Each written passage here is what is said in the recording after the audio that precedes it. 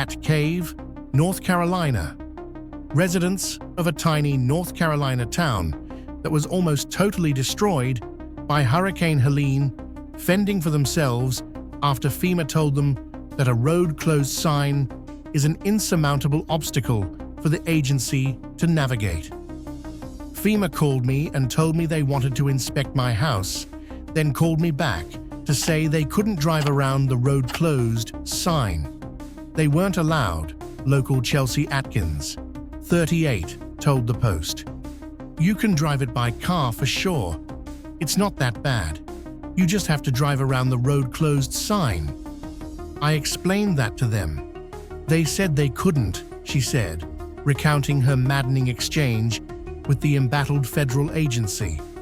Left to fend for themselves, Bat Cave residents banded together, opening the roads and starting the arduous work of cleanup and recovery. Residents told the Post that they don't need FEMA now, and at this point, they don't even want the disaster relief agency to come. While the sick and elderly residents of Bat Cave were airlifted to safety a week ago, those left behind have seen virtually no sign of government agencies, save for a handful of Louisiana State Police troopers keeping an eye on everything, who locals say haven't done much of anything.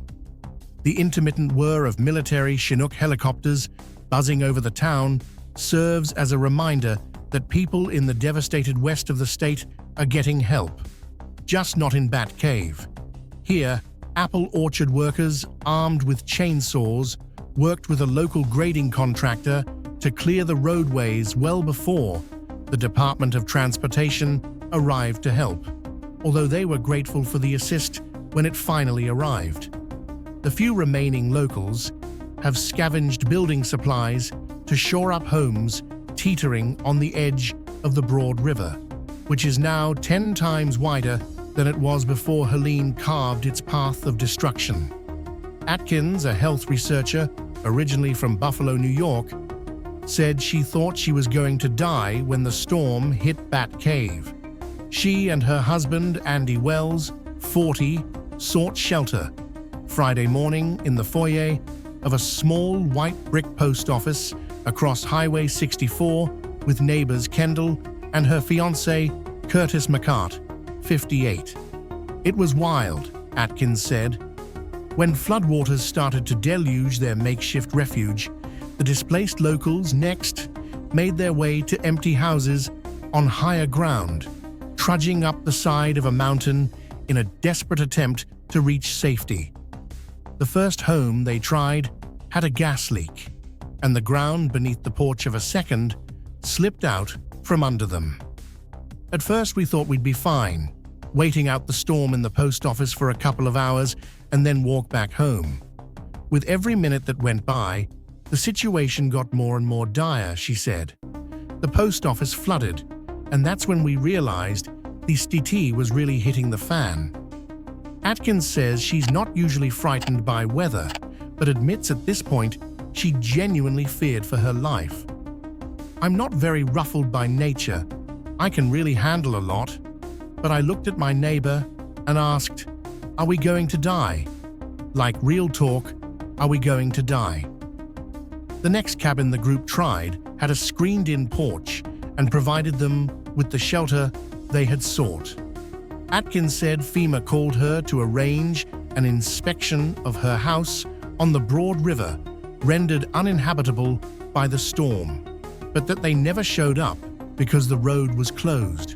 The very same road the Post successfully traversed on its way to Bat Cave. The road is treacherous, but navigable. It's littered with downed power lines, and whole sections have collapsed. One portion of Highway 9 is entirely washed away, forcing traffic to navigate a huge chasm through someone's front yard. FEMA hasn't been here, Atkins said. The DOT's been here, and random fire departments like Kannapolis. They were great, but nobody's been bringing in supplies except civilians, she shared. At this late stage in the recovery effort, Atkins said there are concerns FEMA showing up at this point could do more harm than good. It's been a civilian-run operation since day one. You can't ask the authorities for help. They'll say you need to leave, she said, calling Batcave a country boy can survive kind of place. We're handling it. Leave it to us and we'll get it covered. Her neighbor, Curtis McCart, a retired Los Angeles Fire Department captain and paramedic, estimates a dozen houses along his stretch of the winding Highway 64 were washed away in the storm. The town itself has been ripped in half. A 15-foot segment of bridge connecting the two halves of the town was destroyed. Though the gap is now spanned with pieces of sheet metal, it can't support a car's weight, forcing residents to traverse the span exclusively on foot. The broad river was only 10 yards wide in front of McCart's home before the hurricane. Now, it's a 100-yard wide riverbed, strewn with trees, concrete slabs, twisted tin, and power lines with their transformers still connected. We had huge 60-feet-tall sycamores in front of the house, which must have been 100-and-something years old, that are all gone.